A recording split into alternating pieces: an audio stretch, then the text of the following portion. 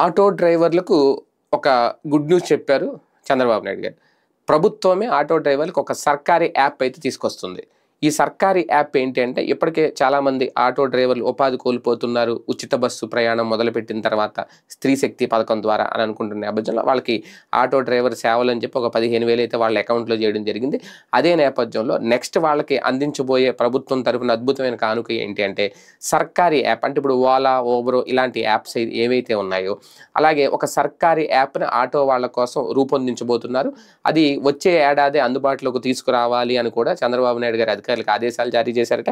వీళ్ల లెక్క ప్రకారం దాదాపుగా రాష్ట్రంలో నమోదైన ఆటో డ్రైవర్ల సంఖ్య 2.90 లక్షల మంది ఉన్నారు. వీళ్ళందరూ కూడా ఈ యాప్ సేవలను అయితే అందుబాటులోకి రావచ్చు. దీనివల్ల వీళ్ళు ఎవరికి ఎటువంటి కమిషన్ ఇచ్చుకోవాల్సిన అవసరం ఉండదు. ప్రభుత్వమే ఈ యాప్ నిర్వహిస్తుంది. ఇప్పుడు ప్రైవేట్ యాప్ల్లో అయితే, కొన్ని కార్పొరేట్ యాప్ల్లో అయితే మళ్ళీ వాళ్ళకి కమిషన్ ఉంటుంది. ఇన్ని ట్రిప్పులని ఆ లెక్క వేరేగా ఉంటుంది. కానీ ప్రభుత్వం నిర్వహించే యాప్ అలా ఏముండదు.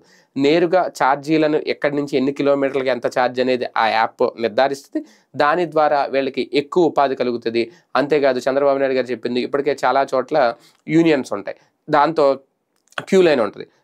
అటు వెళ్ళిన తర్వాత వీళ్ళు వెళ్ళిన తర్వాత వెళ్ళాలి అనేది. దానివల్ల ఎక్కువ వేచి చూసే పరిస్థితి ఉంటుంది. రేపొద్దున సర్కారీ యాప్ వస్తే అలాంటి పరిస్థితులు ఉండవు.